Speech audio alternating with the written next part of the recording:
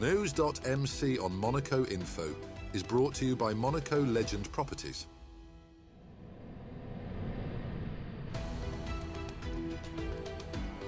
Bringing you news on Monaco's economy, culture, sports and more.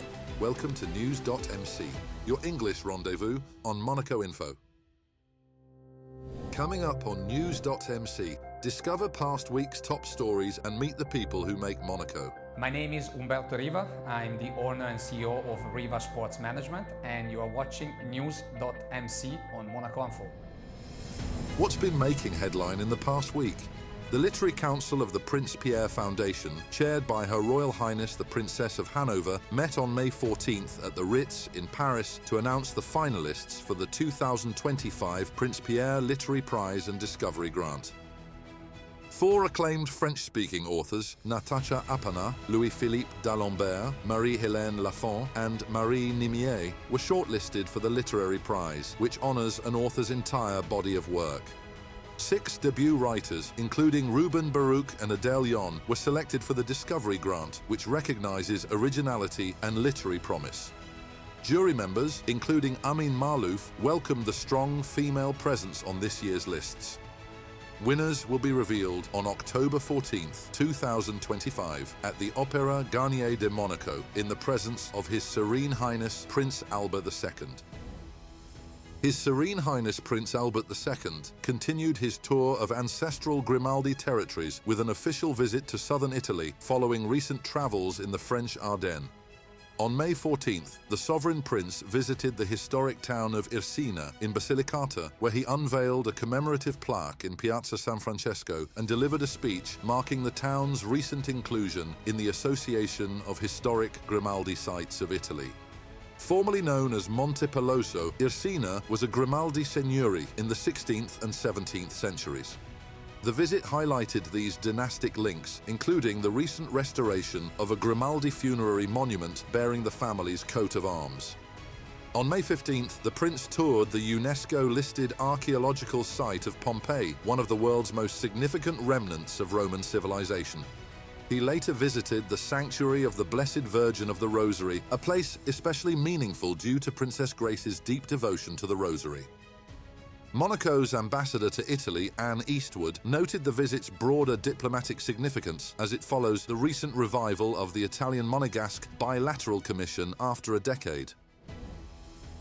The Princess Charlene Foundation has launched an innovative mobile aquatic centre unveiled in the village of Alos in the Alpes de Haute-Provence on May the 15th.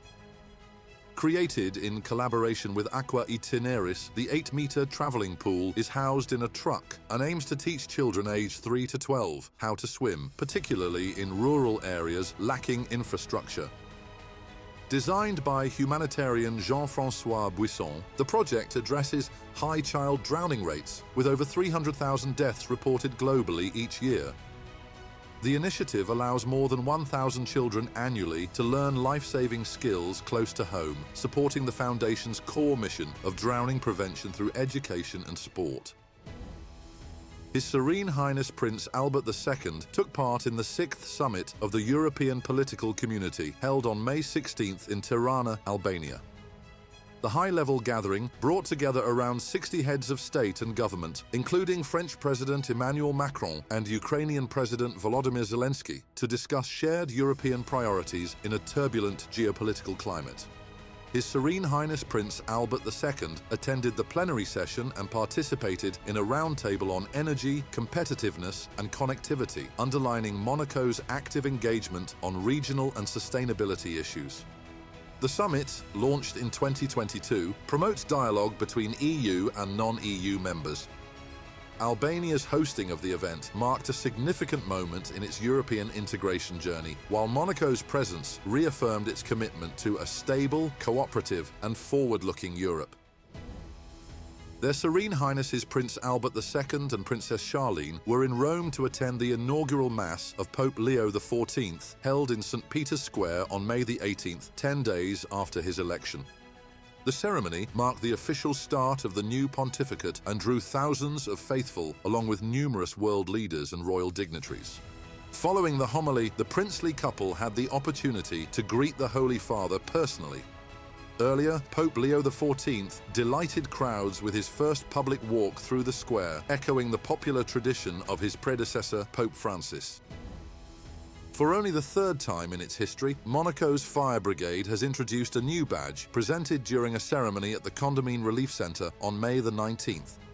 Validated by His Serene Highness Prince Albert II, the design reflects Monaco's identity and the fire brigade's proud heritage. Red and white, the national colours, feature prominently alongside axes, flames, and the motto Courage, Dedication, Sacrifice. The princely crown and the monogram of Prince Albert I, who founded the Corps in 1909, also appear. The badge symbolises unity, pride, and the brigade's deep connection to Monaco's history. Monaco announced the launch of its first ever cycling academy on May the 21st, further reinforcing the Principality's growing commitment to the sport. Unveiled at the Yacht Club de Monaco in the presence of His Serene Highness Prince Albert II, the academy will be named after Prince Albert I and aims to nurture young cycling talent, male and female, while promoting clean sport and sustainability. The announcement coincides with Monaco's preparation to host the Grand Départ of the Vuelta a España in 2026, following previous collaborations with the Tour de France. With world-class infrastructure and an elite environment, the Academy hopes to become a global benchmark for youth development in the sport. Monaco's commitment to cycling now rides confidently toward a new chapter. The annual Prix-Grand Prix charity football match returned to Stade Louis II on the 21st of May under a new name, the Racing Stars Football Cup. This year's match saw Formula One drivers face off against the celebrity-studded Barbagians of Monaco, raising funds for the Jules Bianchi and Bissafe associations. His Serene Highness Prince Albert II and Her Serene Highness Princess Stephanie attended the event, joining Charles Leclerc and Mika Häkkinen to take part in the ceremonial kickoff. Players included legends like Bonucci, Sébastien Frey, and Ludovic Julie, with MMA fighters bolstering the defense. The atmosphere was light-hearted but meaningful, reinforcing Monaco's sporting and charitable spirit. Ultimately, the Barbagians claimed victory, beating their opponents 6-4. The event, set in the picturesque Principality, continues to blend elite sport, entertainment and philanthropy, offering unforgettable moments for participants and fans alike. Next up, our exclusive interview with the personalities making the Principality. My name is Umberto Riva. I'm the owner and CEO of Riva Sports Management. I grew up in Italy, in the countryside next to Turin. I left Italy at 20. I lived then 5 years in Los Angeles. I then lived in London. Now it's been 5 years that I'm very happily a Monaco resident. When I came back to Europe after the experience in Los Angeles, I decided that it was the time and I wanted to start this profession. So what you have to do is to get a license, what is commonly called the FIFA license. Once I had the license, it was time for me to start. That comes the interesting part in the sense that most of the people, when they hear what I do, they almost always ask, how did you start? I remember actually when I took the license and I told my family that this is what I wanted to do, that I really wanted to focus on this job. I remember that they told me, my father told me at the time, I know a lot of people, but you chose one profession where I cannot introduce you to anyone. Basically, the first transaction that I did in football, it was to participate in the sale of a football club, of a whole football club in England, a very historic and famous one. From there, obviously, it was an important start, let's say. But by doing these deals, I then saw that what I really liked was to work with the players, negotiate and organize the transfers and the movements from one club to another, and to assist them in the negotiation of the contracts. To know that you're part of realizing their dreams and getting to reach their goals, both sport goals and financial goals. So that's a very important part. That is one of the most difficult things of the job, is to really get the trust and the entry, let's say, in the clubs. Afterwards, once you're inside, if you have very good work ethics, if you have very good contacts, obviously if you work well with your clients, it's easier to remain, let's say, in the business. But breaking in is the difficult part. I've worked in the past with AS Monaco, so my job is very cyclic sometimes. So sometimes I have 2 or 3 players in one specific teams, and then maybe for a couple of years and I don't work with that team again. I've worked obviously in the past with Monaco, which is a club, as I said, that I always look with a special regard. I have clients based everywhere. The league where I work the most, Italy, France, England and Portugal, but my clients are based a bit everywhere, and club-wise, obviously I have contacts with all the clubs in Europe.